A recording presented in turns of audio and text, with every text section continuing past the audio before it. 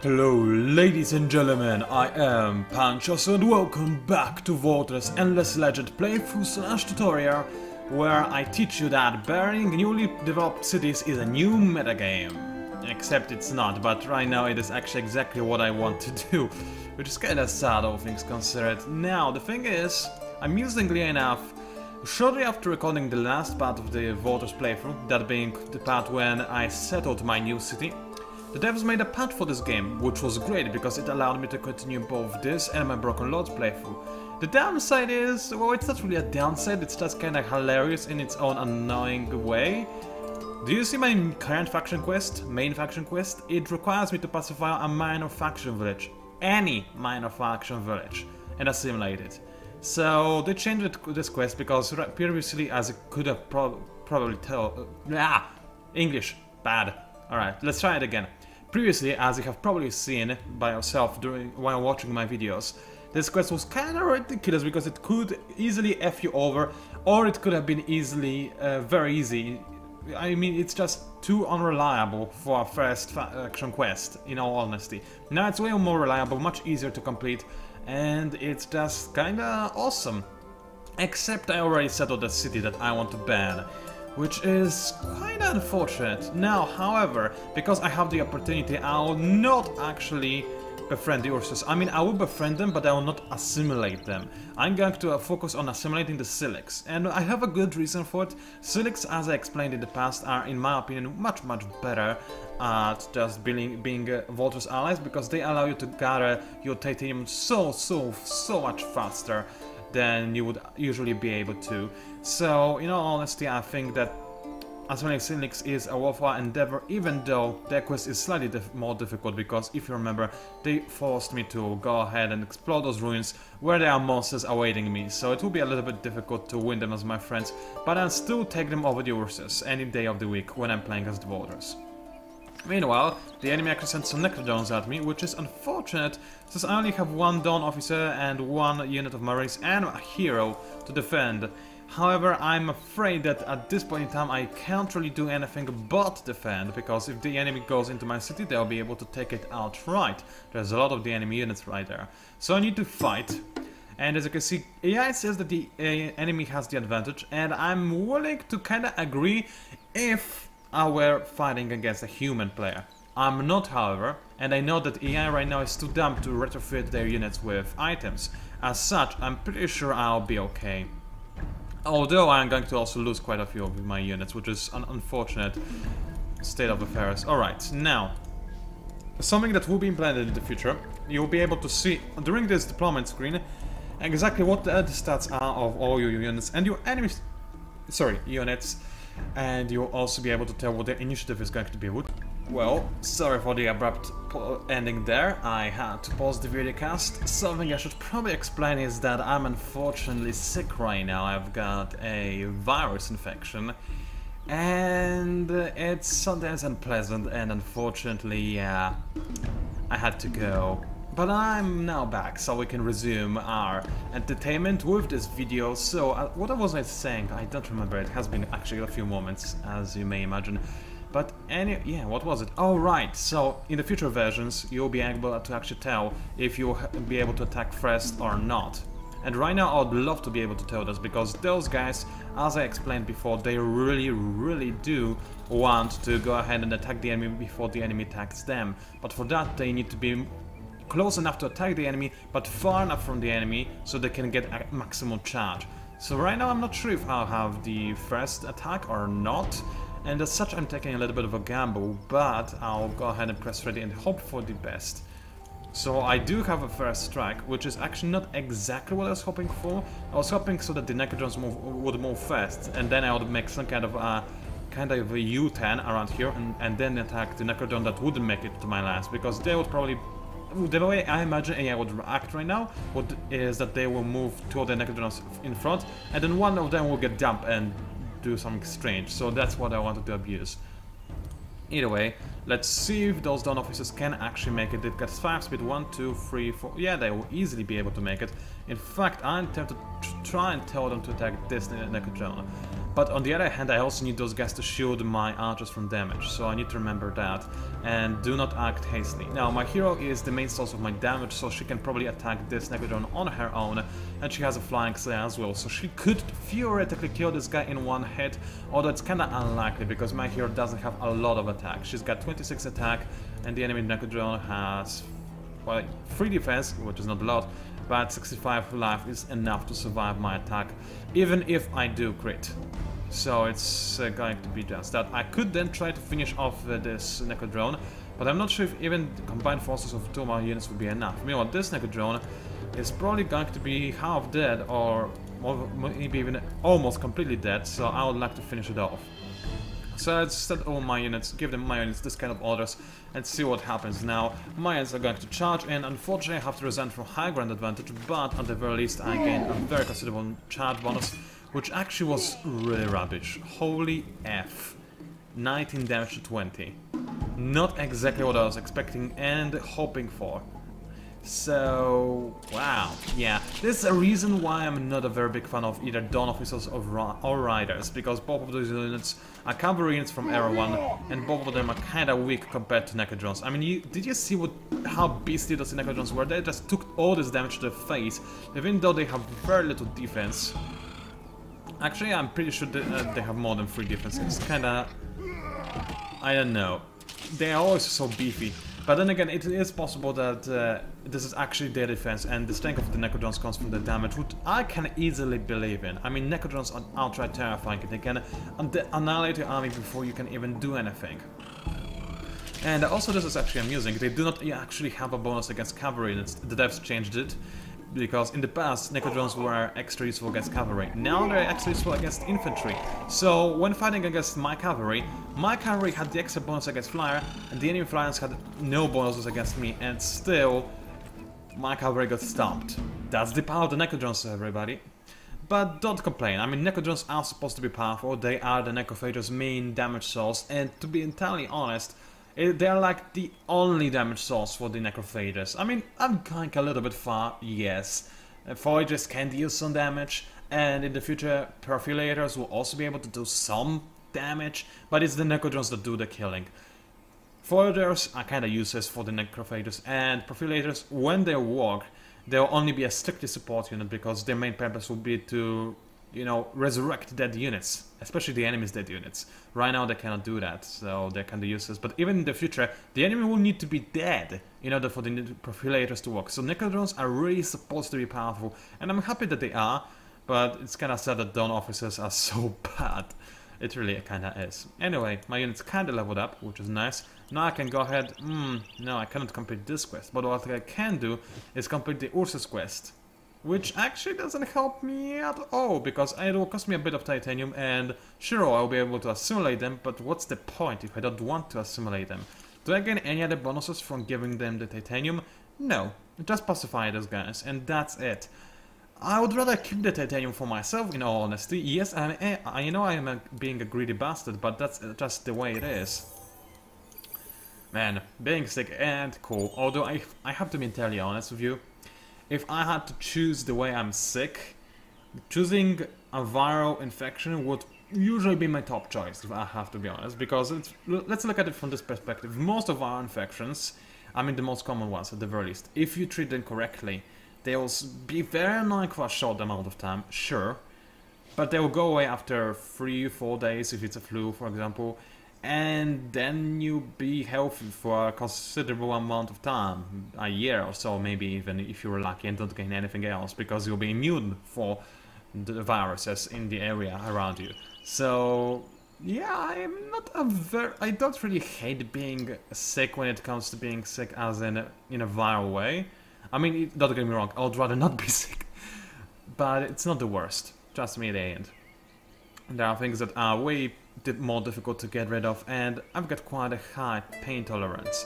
So if I have a choice between either having a very annoying illness that lasts for a short amount of time, then I'll pick it over an illness that is less annoying but lasts for a longer amount of time any day of the week. Especially since I was sick for 3 years, so trust me, it ain't fun being sick for a prolonged amount of time. So anyway, let's focus on the game. Now that we talked a little bit about BS, I've got a marine, I could leave it to protect my city, and in fact I'm tempted to do so. However, if my hero dies while on her own, because this marine has very little health, then I'll lose this hero for 20 turns, which is a little bit too much for my liking. And I cannot also hide my marine to heal in my town, because if I do so, then my hero will get automatically unassigned, and then I'll have to wait to reassign her for a while. But what I can do instead is just move this marine into this army and move this marine into a city to heal up. So now my hero is just going to stand outside of a city, which, yes, sure, it will cost me a bit of dust, extra dust that I wouldn't have to spend if I didn't have this army over there. But on the other hand, I've better protected, my hero is less likely to die, my city is relatively safe. You know, I'm not going to complain about this current affair. Of course, it is annoying that I have to ban my city, but seriously, I mean, look at it. I wouldn't really gain much from having the city. Sure, I would gain one source of glass steel, but no, this is another good location for water city, and I'd much rather just ban the city. I only made it for this tribe, and now I don't need it, so like, whatever. Of course, I could still theoretically do something like assimilate this tribe regardless, just to complete this faction quest faster. And I'm tempted to do that, however, I would also rather wait for the Dawn Officer to be here, go back south, finish this faction quest, and then go ahead and settle somewhere else as well. So the current build order is actually go away Barrow Streets, I don't need you. I mean, I do need them, but they're not the most important thing for me right now. What I need is a little bit more army, and then I definitely do need a settler. Now, I'll continue working on an industry focus. Yes, I am suffering a bit from the population standpoint, but no, I cannot afford to have a smaller army than I currently have, which is a little bit annoying, and it's the main reason why I'm tempted to let the city live, but no. I think just for the hilarity's sake now, and for the purpose of pushing a new meta to go through, I have to destroy the city, just because right now it's the matter of pride, if anything else. Besides, banning the city will lower the cost of of my luxury resources, which is kinda not very useful, but you know, it is. Wait a second. Oh, so I was right. Okay, so here is how it goes. Luxury resources cost you 10. You require 10 luxuries in order to use them by default. However, for each additional city outside of your first one, they cost you 5 extra luxuries in order to activate them, but they always work on all your cities in your empire. I'm glad I finally figured it out, because it's a mechanic that I think has changed a little bit, but not in the past few weeks at the very least. So I was a little bit confused as to how it worked, but now I think we have the final confirmation. So, in all honesty, it's probably best to use those things when you have like 4 cities-esque, because it will still cost you not that huge amount of luxuries in order to activate them, but they'll still affect all of your cities, so I think it is more or less worth it. I'm sure you would be able to go ahead and create a mathematical formula to calculate when it's best to use the luxuries. Personally, honestly, I could care less. Alright then. So, do I care about more influence? No. Do I care about more attack? No. So let us just wait for a bit more, wait until my Dawn Officer is here. I wish I had the watchtowers right now, so I could know if the enemy is trying to invade me or not. But right now I am unfortunately walking in the dark, and there's not much I can do. And oh wow, can you set that back? I didn't actually know that, because believe it or not, I never tried burning a city in the past. Which is like crazy, I know, but this is actually awesome. Yeah, burning city is new meta game. I'm telling you guys, it's the best thing you can do. No, but in all honesty, I can actually see this being a viable strategy every now and again. Although now that this quest has been fixed, I guess it's no longer a viable strategy. But hey, let's not count this metagame out yet, because you never know, it might be the best thing ever, and you're just not appreciative enough to understand how awesome it is to actually kill your sellers outright. So anyway, we do need to protect the settler, otherwise somebody will come in and snap him. I know how AI works. And Era 2? Yeah, looks like we advanced to Era 2. So anyway, prisoners, slaves and volunteers have been researched. I have access to better units, my units will gain more experience, which is nice.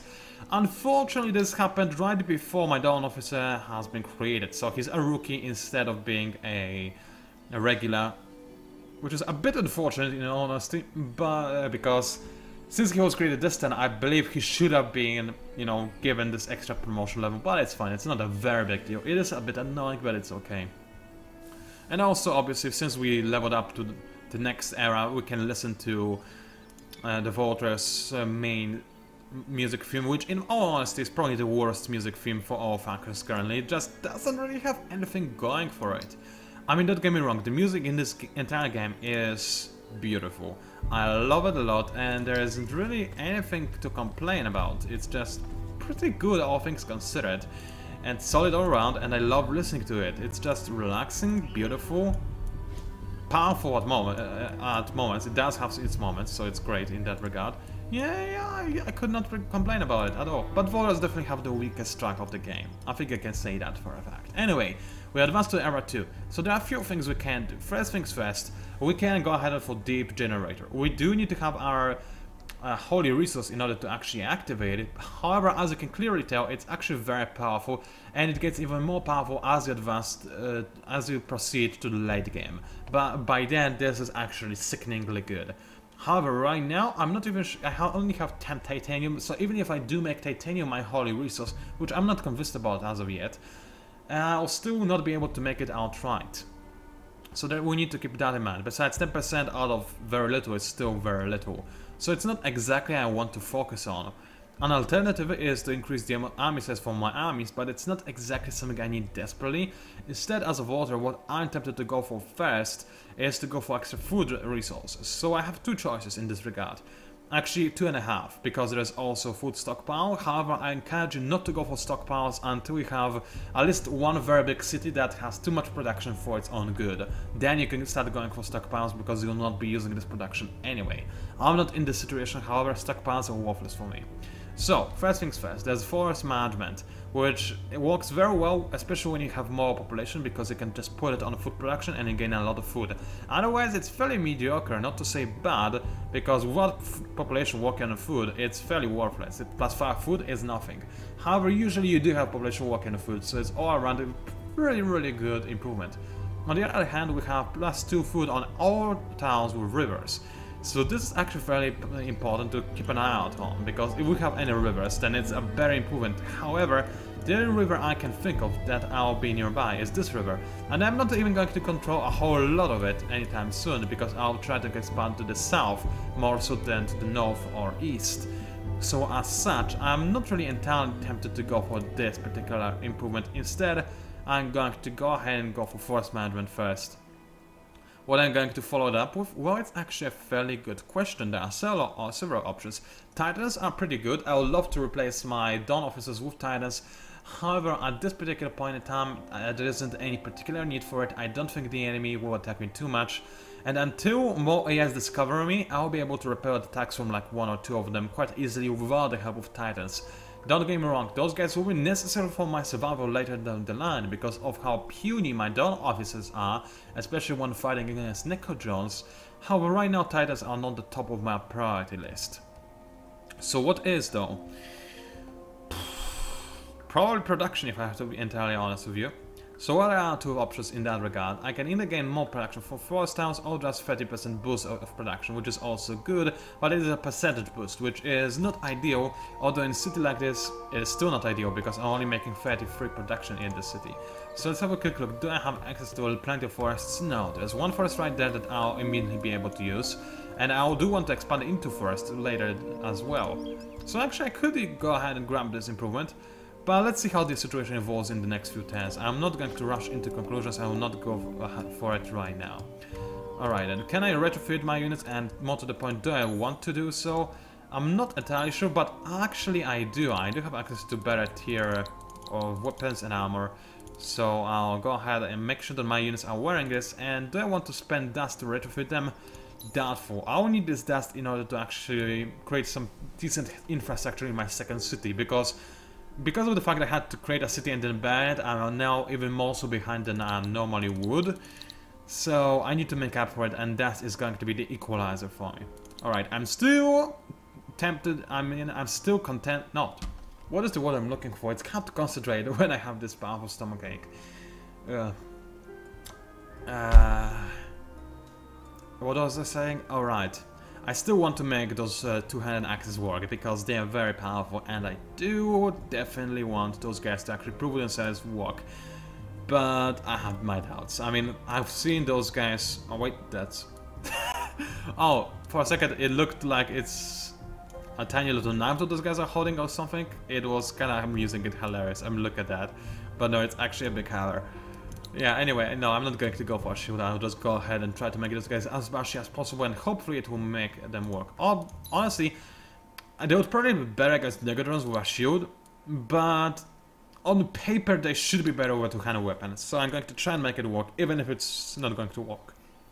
Which is stupid, mind you, but I'm going to do it regardless because I'm very stubborn. I think if you have followed my videos and or my channel for a while, then you have realized how stubborn I am by now. Anyway, let's keep walking. Unfortunately, I have to stay here for a while. I could isolate the Sisters of Mercy so they do not pasteurize me too much in this region. What is the quest they gave me anyway? I think it's more to enemies. Is it? Yeah, it does feel like it, doesn't it? I think it is, yeah. So it's a quest that will be fairly difficult to finish, especially since I do not even know where I'm supposed to go to actually finish it. So that's a little bit of a bummer. So I could try to bribe them for 84 dust, and in return they will not spawn in this region. However, would that be really all that bad if they spawn in this region? Actually, yes, but I need to save my dust for Structures, so I'm actually not going to do anything that I just said I might do. Empowerment, fairly good, I'm tempted to go for it. Bar Streets, even more important. I really need to go for them. I've been putting this off for way too long, and I need to have them. Unfortunately, I also need to have this Marine just as a security measure as well, just in case somebody wants to assault my city. Otherwise, I'll simply lose the game, and I would rather not, because I invested quite a few tens into it already. Alright, extra population, finally, that's very good. I'm still going to... I could buy the Marine, but no. Can I make him finish in 110? No, I can make Bar Streets finish in 6 tens, however. So, do I want to do that? Yes, probably yes, since it will take me a long time to develop extra population point anyway, and with extra bar streets I'll gain not only more food, but also more everything else. And by that time I'll have access to forest management, which will help me immensely to work on food production. Alright then, let's continue exploring, or rather walking down east, and prepare to settle. Now, where exactly do I want to settle? I had this dilemma before, and... beautiful. It's winter. Well, that's the thing though. I don't care too much because voters are actually fairly good when it comes to finding winter, and actually let me show you why exactly. I mean, yeah, thank you. Oh yeah, there we go. It actually says in the season effects. As you can see, as voters, during winter I get access to strategic resources, which is very important for me for when I choose my holy resource, because it's actually a fairly big deal to have as much of it as possible. So even though the winter does have its usual penalties of food, less dust, less everything else, you do also gain extra resources. And for a Voter's Affinity guy, it's actually fairly important and quite good. So in all honesty, it's not that bad. But honestly, still, summer is better, and it's supposed to be better, but there is something that makes your winter be just a little bit better than it otherwise would for most other players. Alright, what do I want on my hero now? Well, let's have a quick look. I can go for yet another accessory slot on my hero, so this will put her up to 3 accessories, which is quite a substantial amount, and those accessories can increase her commanding skills by quite a lot, and also this would give her access to extra attack on the unit. I never actually figured out if it's just her or other units. I'm pretty sure it's just her. Anyway, then I'll be able to have that extra range, which is not implemented in yet, and then critical on unit. I actually think this works for all units. Yeah, this does work on all units. I'm a little bit retarded. Yes, it does work on all units, so it's actually fairly good. It would increase the power of my Marines by quite a lot, and as such I'm going to go for it as soon as possible. Extra accessory slot is kind of worthless for me right now, since I have no accessories discovered, but I will have soon enough. Alright, I know I can walk to this tower safely, so where do I want to settle? Do I want to settle here or here? Well, let's have a quick look at the fit icon, and also this is really bright, my eyes hate it. So, we do need to remember that this winter deducts food and dust from tiles of food and dust, so things are not looking as bad as they might look like they look like, which is a very awkward way of saying this. So do I want to settle on The forest. Well, the thing is, whenever I settle a city, the area I settle my city on suffers a food penalty. So, since this area town produces less food than this town, I probably should settle on this town. However, on the other hand, do barrel streets also reduce your food production? Yes, they do. So ultimately, it doesn't matter since I'll go ahead and walk like this. So either way, I'm going to lose quite a lot of this food, and it doesn't matter as such if as much if I settle here or here. And if I settle on this tower, I'll immediately have access to Black Earth, and Black Earth is quite frankly awesome, especially at growing new cities because of how much food it gives you. So I'm going to settle next to Black Earth, and next to Golden Tree, and next to a river, and next to all of this inland water, and next to inland water with river for extra bonuses. So this is actually a really good spot, and I'll gladly settle here. Now, the additional bonuses of this is I can actually go ahead and create a dye extractor which will give me augmented extractors, which is very good, but it's not exactly something I care about the most right now. First and foremost, I need extra food, and to do that I need to focus on production, and then I'll buy out my food if possible. Now, unfortunately, I am losing dust, which is a little bit of a bummer. I do need to go grab Empowerment, but I'm still quite far away from grabbing it. And until the winter passes, which can take as much as 20 turns, I'll have very big problems with dust. So I'm really hopeful that next time I'll be able to actually buy out the city storage. Otherwise, I'll be in a little bit of a problem. Now then, we have to also go ahead and figure out what my hoary resource is going to be. Because right now, we did not actually have a whole lot of access to strategic resources. Yes, there is glass steel there, there's titanium there, and that's about it for now. There's plenty of glass steel on the desert towns, but also deserty areas. I don't like them, and the Broken Lords will also compete heavily for them because those towns are very important for the Broken Lords, whereas for me they are utterly worthless. And as such, I'm not tempted to go there. Besides, as I said, those towns are pretty bad on their own for the voters because they give you food and dust, not exactly something that you need to prioritize. There used to be glass steel in the region that I had a city, but I banned it, so it no longer counts. And there isn't really anything else I can have immediate access to right now, which is a little bit annoying. I can explore this region, and I'll actually have to do this because there may be something valuable in there. The downside is that I'll discard the red player, and this will make it try to attack me, but the good side of this is that maybe I'll be able to take over red player's cities, so that's good. I'm thinking of playing an extra warmonger this series, I don't know why, but I feel like it could be nice. Alternatively, I could scout around these northern regions, those two, and see what is inside on them, but still, I do not know what is going to be there, so I'm still holding off on choosing my whole resource, because maybe, just maybe, it will be better to go for Adamantine and Palladium, because who knows, maybe I have like 3 Palladium sources in my home city, and we don't know it yet, until we discover them at the very least, so it's very important to actually, you know, stay put and do not make any stupid, rash decisions. Alright, then let's compute the turn. So what is going to happen, the winter is going to stay for a little bit longer now, which is a little bit annoying, but it is less annoying to me than it is the necrophages. Although necrophages can actually cope with the winter quite well because of how they gain food. They do not gain really food from their towns, they gain food from killing people. So, in all honesty, they are probably not really affected by winter as much as I am. I mean, winter helps me, yes, but it helps, it doesn't hinder them as much as it hinders me. Alright then. Now, in terms of science, I think I made up my mind now. I'm going to go ahead and grab accessories first before I grab anything else. Now, the reason for that is very simple. Not only my hero now has a lot of accessory slots that will make her ultra powerful, but additionally, all of my units will also be fairly more powerful with the addition of accessories. And due to accessories have some fairly nice bonuses. Especially important is there's an accessory called, I don't remember the name of the trait, but it gives you the trait that increases your defense in melee attack, which is something that I want to give my Dawn Officers really badly, and you can probably guess why. So I'm going to try and get that. Alright, my units, unfortunately, they cost me a lot. I could put them in a city, and I wouldn't have to spend as much dust on maintaining my army. And I'm actually tempted to do just that. The problem is my hero will be kind of worthless for the duration, but I need to conserve my dust first and foremost right now, so I'm going to actually do just that. Now the problem is I have to waste a 10 to walk out of the city, and oh no, I can do it in 1 turn, so good.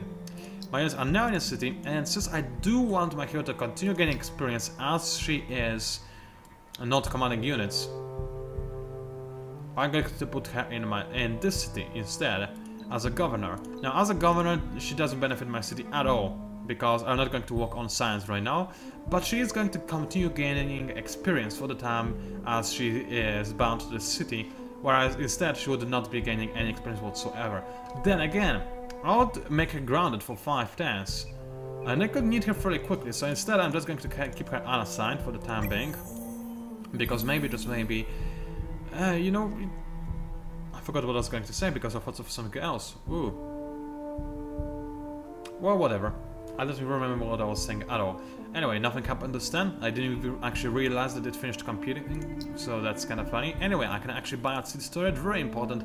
I'll be able to start working on mill foundry next. Maybe, just maybe, I should have gone for mill foundry before city storage. In fact, that's definitely what I should have done. Oh, that's my mistake, and I apologize for this, but it's a little bit late for that now. Anyway, my people are actually happy. Why is that?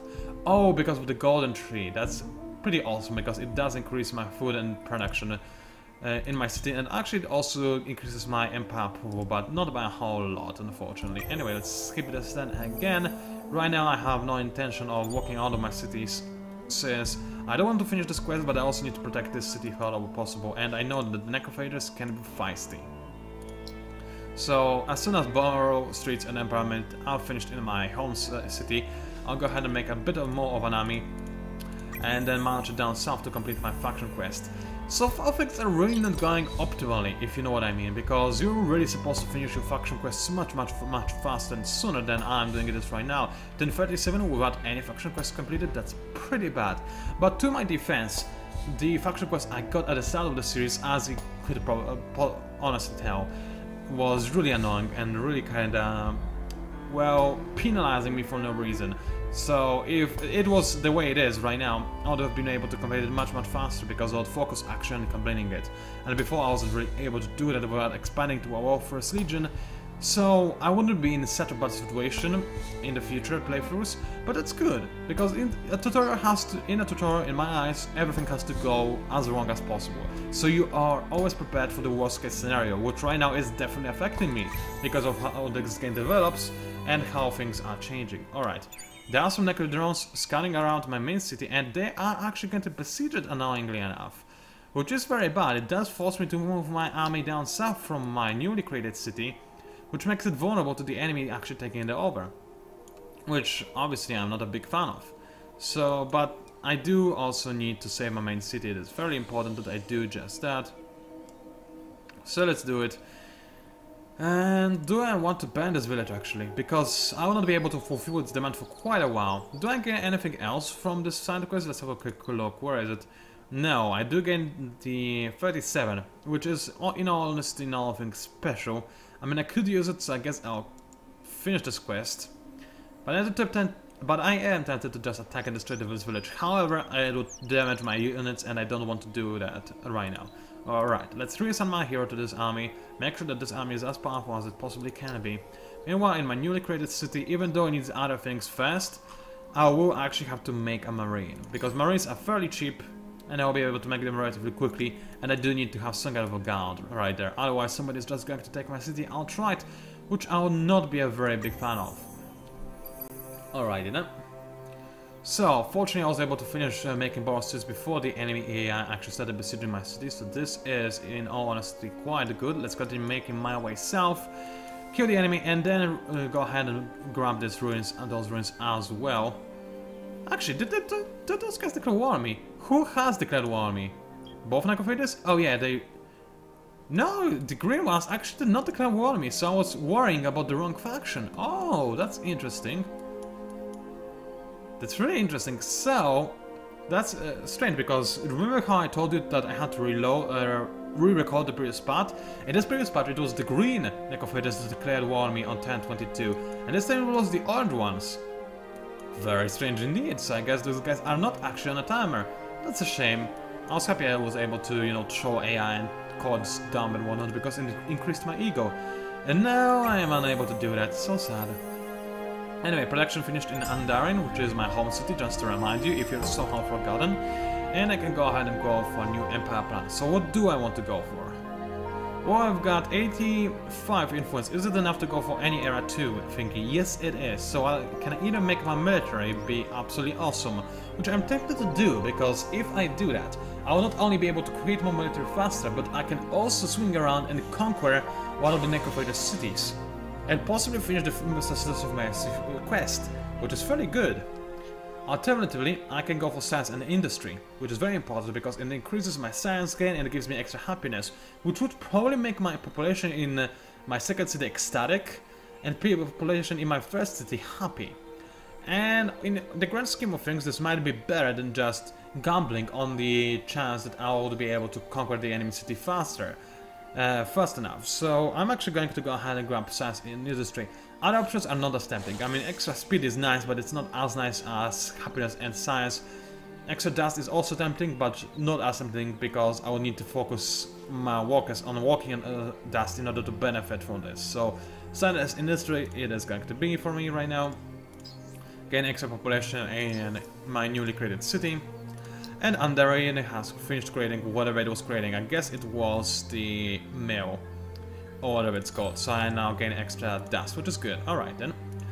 There is no point in creating this marine just yet, because he would not be actually able to reinforce my army because of how the game works right now.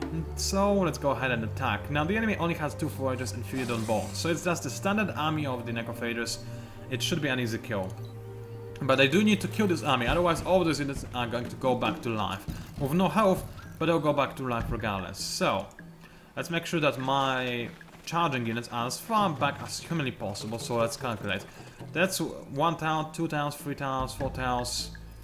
I think I could position them over there, but let's not take this risk and position them over here. So now I'm definitely going to be able to attack the enemy in 1 turn. Now, do I want to have my units split up in such a way? No, because it's kind of dumb. Instead, I'm going to actually maybe move those guys like over there. No, I think I'll defend this area instead. I think it's a pretty good idea. So you go over there, you go over there. No, you go over there, you go over there, you go over there. Yes, I know I am being very descriptive right now, but I think you can understand why. It doesn't really much to explain what I'm doing right now. So you guys hold your ground, but those guys will not move anyway because they should have range. Actually, those guys, they will have range because they have pretty bad initiative, so that's good. Everybody focus on the hero, because this hero is going to be the main damage source for the necrophages, so I want him dead as soon as possible. And I'm also going to make my dawn officers also focus on them. Alternative strategy is to kill the hero's goons first, and then focus on the hero, but since those foragers do fairly little damage, I can let them live. Although this hero has such a high amount of defense. You know what? No. 1, 2, 3. I will probably have to walk forwards a little bit. But I do want to kill the enemy foragers first, just to make sure that the enemy's attack potential drops significantly. So let's do just that. My hero opens up first, dealing quite a lot of damage. A lot of foragers fell. And now, let's see if my dawn officers can make up for their past mistakes of being bad. No, they're still bad. They dealt as much damage as they have taken, which is just sad. Right, hero against the hero. This is not going to be too bad, although I'm going to take quite a bit of damage because the enemy is a ranged slayer. So there's this problem, but it's all good. Enemy foragers fell. And what are my guys going to attack next? Foragers? Please tell me they went for the foragers. No, they went for the hero instead. That's very annoying. I realized too late that I should have told those guys to attack the foragers instead of attacking anything else, as in those guys, but it's still okay.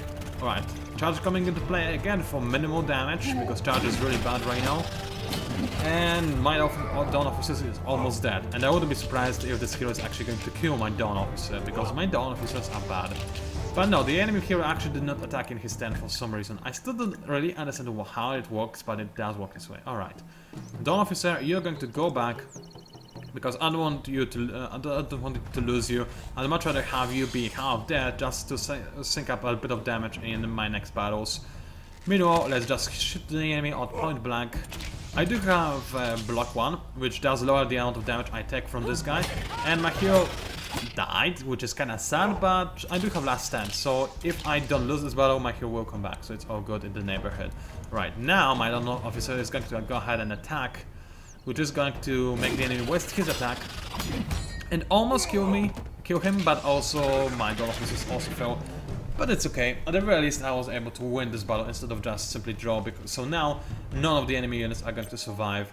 And all my units, except for the Dawn Officers, are going to survive, so it's good. I won this battle, and actually I didn't realize how long this video is. So it was supposed to be a shorter one because I'm sick, but it's actually fairly long. So let's end it right here. I need to upload it ASAP, I'll try to do just that. Anyway, thank you very much for watching. Please do leave your likes in the comments below. They help me a lot and I like reading them and responding to them. Thank you for watching and I'll see you online.